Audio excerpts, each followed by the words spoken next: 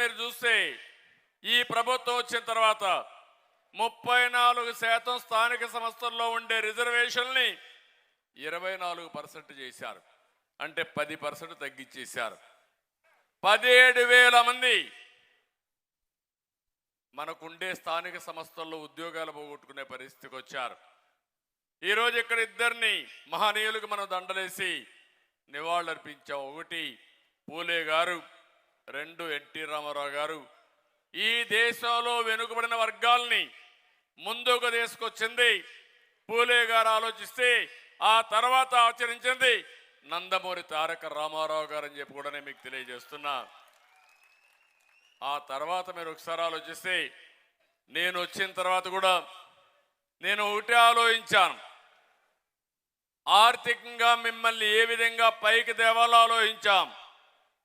మన నాయకుడు కూడా ఎన్టీ రామారావు గారు ఉన్నప్పుడు ఏ పని మీరు చేస్తారు, వృత్తి పనులు, ఆ వృత్తి పని కూడా ఏ విధంగా చేస్తే మీ ఆదాయం పెరుగుతుందో అలాంటి పనులన్నీ ఇచ్చారు.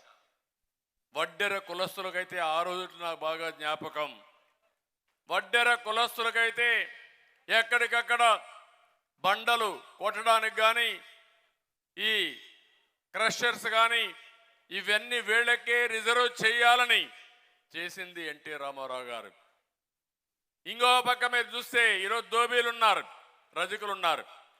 రజకుల కోసం ప్రత్యేకంగా ఘాట్లు కట్టించి ఆధునీకరణకు నాంది పలికింది తెలుగుదేశం పార్టీ న్యాయంలోనే పలికాం.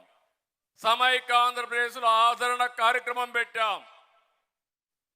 ఒక దగ్గర 400-500 రకాల ఆధునిక పనిముట్లని మీకు అందజేశాం. పోయిన 5 సంవత్సరాలు చూస్తే 1000 కోట్ల రూపాయలు ఖర్చు పెట్టి కొన్ని లక్షల మందికి ఆధునిక పనిముట్లు 90% సబ్సిడీతో ఇచ్చాం.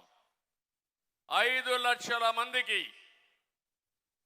2 లక్షలు కానీ 10 లక్షలు కానీ ఫైనాన్స్ కార్పొరేషన్ ద్వారా సహాయం చేసి సబ్సిడీ ఇచ్చిన పార్టీ తెలుగుదేశం పార్టీ. ఈరోజు నేను అడుగుతున్నా మిమ్మల్ని అందరినీ, 4 సంవత్సరాల్లో 1 రూపాయి మీకు ఇచ్చారా అని మిమ్మల్ని అడుగుతున్నా. ఇంత మునుపు కూడా రాజశేఖరుడు ఉన్నప్పుడు నేను సవాలు విసిరేవాడిని. ఒక 2-3 కార్పొరేషన్లు పెట్టి అక్కడ కుర్చీలు బెంచీలు కూడా లేకుండా నిన్ను కార్పొరేషన్ చైర్మన్ ఇచ్చాం, నువ్వు పోయి పని చేసుకోమంటే ఎక్కడ కూర్చోవాలో తెలియని పరిస్థితి ఆ రోజు. ఈరోజు కూడా మనం కార్పొరేషన్ మీరు చూస్తే 125 కులాలకి ఆర్థిక సహాయం చేసిన పార్టీ తెలుగుదేశం పార్టీ. ఆ రోజు మీరు ఎక్కడికైనా వెళ్ళండి, ఏదో ఒక విధంగా మనం ఇస్తే కడాన మన గవర్నమెంట్ పోయిన తర్వాత గోడౌన్లో కొన్ని 100 కోట్ల విలువ చేసే పరికరాలని మూలన పెట్టింది ఈ వైఎస్ఆర్ కాంగ్రెస్ పార్టీ అని చెప్పి కూడా నేను మీకు తెలియజేస్తున్నా. అంటే మీకు ఇవ్వడానికి వాళ్ళకి మనసు రాలేదు.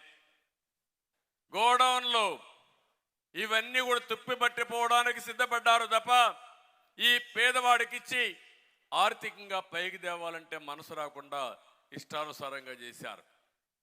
ఈరోజు నేను అడుగుతున్నా మిమ్మల్ని, కార్పొరేషన్లు పెట్టారు.